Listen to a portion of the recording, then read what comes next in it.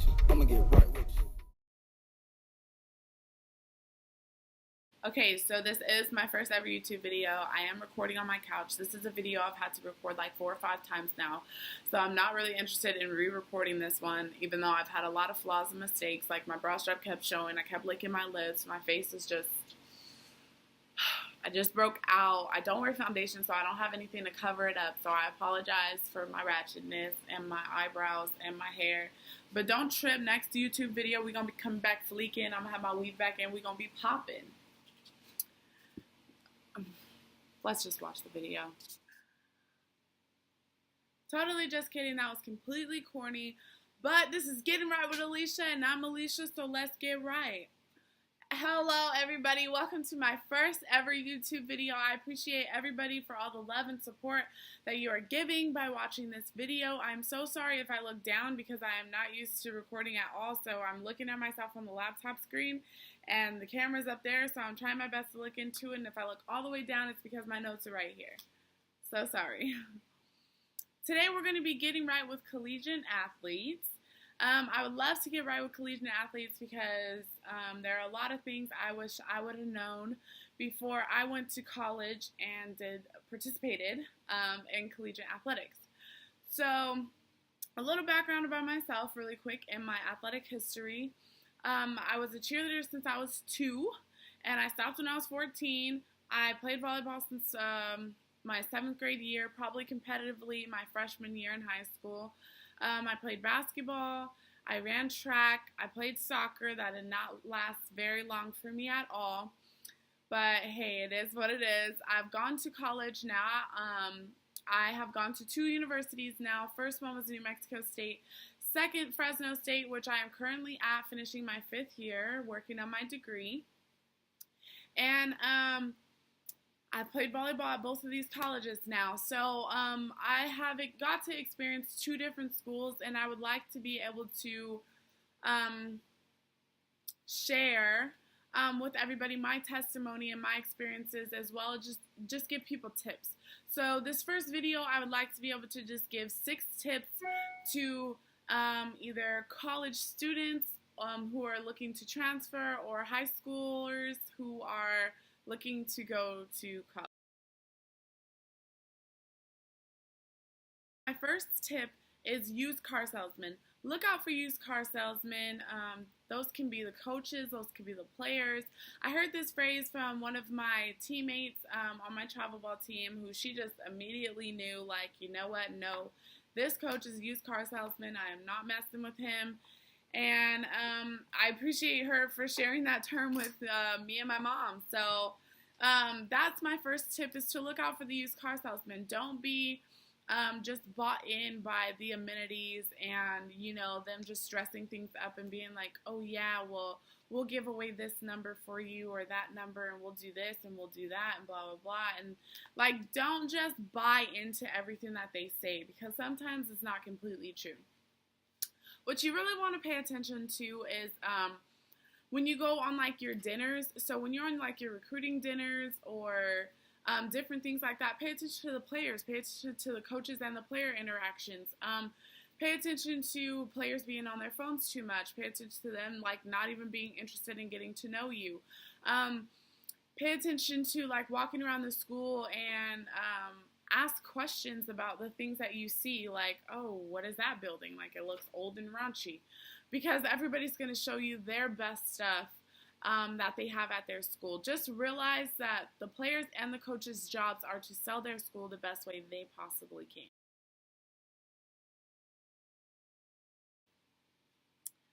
Tip number 2 is to not get wrapped up into the amenities. So don't get wrapped up in the fancy stuff. Don't get wrapped up in the big, huge stadiums or the big, just soccer fields or volleyball courts or basketball courts.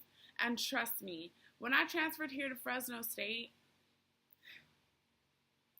any athlete who plays an indoor sport would want to play in this gym, trust me. The Save Mart Center is the most beautiful gym I have ever walked into before in my life.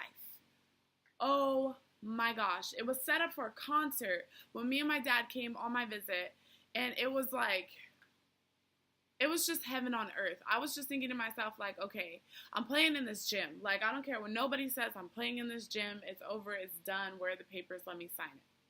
That's gross. My dad is going to kill me for letting my bra strap hang out, so I apologize. But, yeah, don't get hooked up in all the fancy things. Just be cautious and careful. Just be sure that you ask questions and be sure that they're genuine with the things that they're saying. Educate yourself. Educate yourself about the school, educate yourself about the city, educate yourself about the players. And I don't mean stalk them on their Instagrams or different things like that, but pay attention to them. So pay attention to, if you're someone who's like me, where church is a big deal to you, you ask those questions, like who goes to church, what's your religion, different things like that.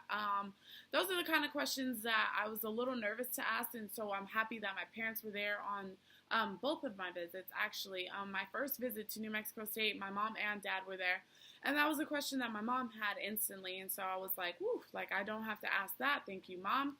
But if you don't have your parents there to ask questions for you, be sure that you are asking those questions, because you will regret it in the end. Educate yourself about like the roster. So look at the roster, see if you're a football player and you're looking at 4 quarterbacks already there and there's 2 sophomores, a junior, and a freshman. You might not want to pick that school because you're just going to come in and sit on that bench. So, sorry, that was my phone.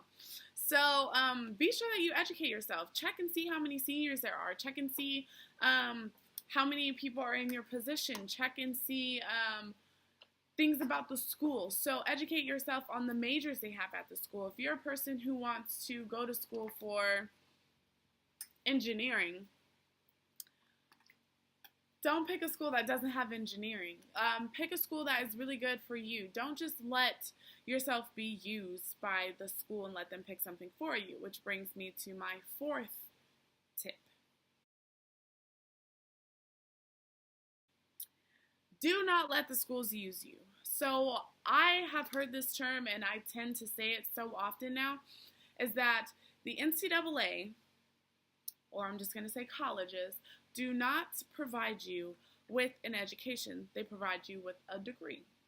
It is up to you to get your education. It is up to you to go to class. It is up to you to pay attention. It is up to you to really have a drive and an eagerness to achieve the goals that you have in place for yourself. So if you want to be a teacher like you have to really go to class. You have to pay attention. You have to do the things that it is that you need to do, because they don't really care about that. Like, as long as you're performing on the field, everything's pretty much okay.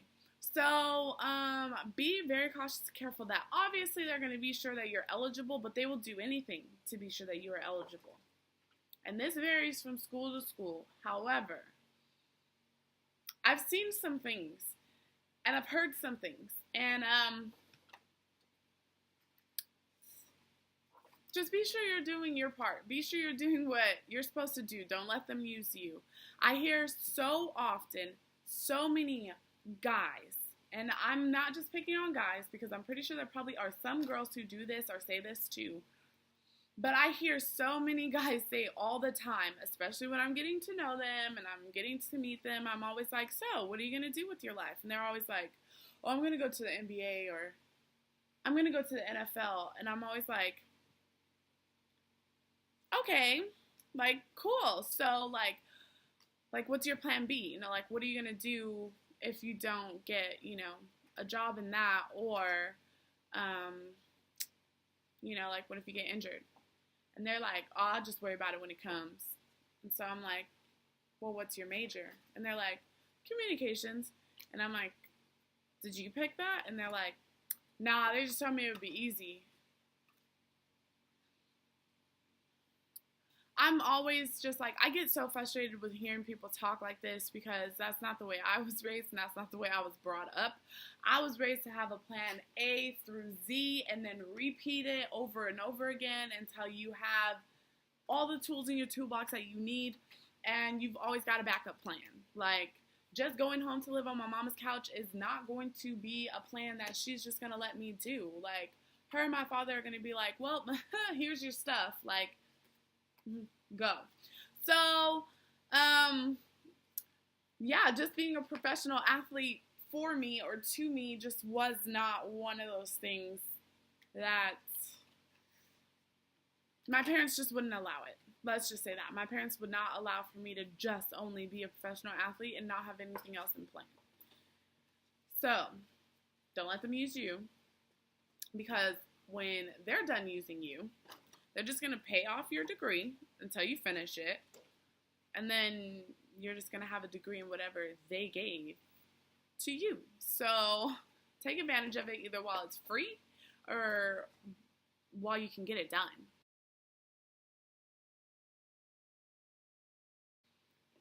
My fifth tip, do not put your recruiting faith in other people's hands.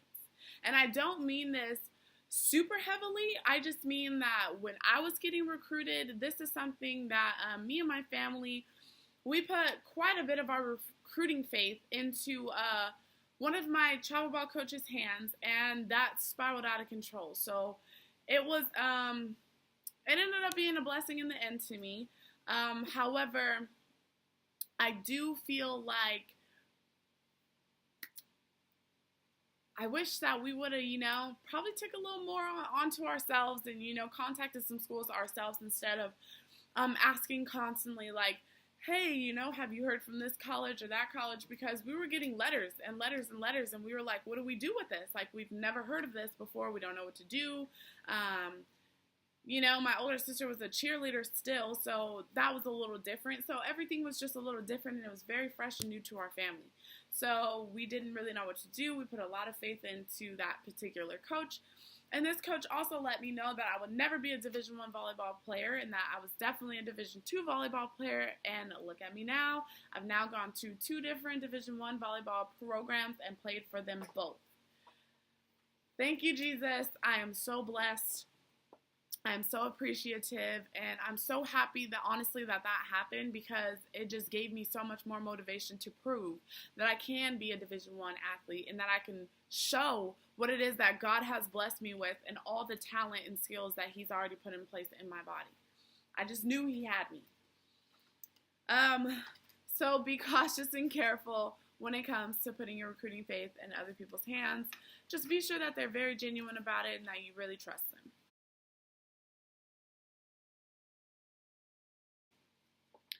Number 6, my 6th and final tip is to take your time. Take your time. Now, this is an example of what happened to me. It's not necessarily going to happen to everybody else, and I don't necessarily regret it happening to me. However, when I was a senior in high school, I first committed to New Mexico State. I committed to New Mexico State, and once I got there, I was told, like, you might want to, hop on this scholarship offer really quick because you are a senior and you don't know what else is going to come. So, I hopped on it. Not in the very beginning, I was trying to play it chill and kind of be relaxed about it, because I was really, just trying to act like, like I do this, don't worry about it. But, I hopped on it instantly. And my very first travel ball weekend of games, 5 different college coaches came to my travel ball coach wanting to offer me scholarships. And they were like, well, she is just verbally committed to New Mexico State. Like, tell her, decommit. Like, we want her. And me and my family being very loyal, we stayed loyal to New Mexico State. And I'm so blessed that I did stay loyal to New Mexico State. But, yeah, just take your time, I don't feel like it worked out sour for me. It wasn't sour for me. However, I do feel like you should take your time. Don't feel rushed. Any school that truly wants you is going to wait. And don't get me wrong, they're not going to wait forever, but they will wait. And I always say, my mom has always said this, go where you're truly needed and not just where you're wanted. So a lot of schools can want you, but who truly needs you? And I thought that was one of the greatest things that I could have in the back of my pocket when I was transferring when I was thinking of college, you know, and different things like that. So my transferring story could probably be for another video or another day, but it's not really bad. It's not really sour and salty. I love New Mexico State. I love everybody there. Shout out to my Aggies, guns up always. I truly do miss everybody there. Truly do appreciate my experiences in both places. I always feel and I always say that New Mexico State was my volleyball school and Fresno State is my life school, because I was able to change as a player at New Mexico State, and I was able to grow here as a person at Fresno State. There have been so many things and so many events that have happened to me here. And oh my goodness, boy, do I have some testimonies about this stuff. But I think it's really just truly been a growing experience, and I've been so blessed to be able to grow and be closer to home. Oh my goodness, I love my family. I just love them so much. I'm so happy I'm so much closer to them. And I can be able to see my mom and dad and my nephew and my sister on the weekends whenever I want to go home. So I love that so much, and I'm so thankful that I was able to have my family to be here through all the struggles that I did go through, and have them closer to me as I was able to grow as a person and as an adult and learn a little more adulting and things like that. But yes, this is the end of my video, and I am so thankful for everybody who has watched this all the way through. I am truly blessed, and I pray for everybody who is watching this video or who has stopped upon and stumbled upon my video. Thank you for getting right with me. Thank you for spreading the word about this channel. Thank you so much for just everything that you are going to be. I thank you for the support. I can't thank everybody enough. I'm just thanking and thanking and thanking. I'm so sorry. I'm just thanking over.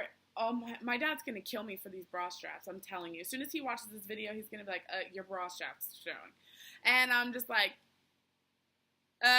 okay.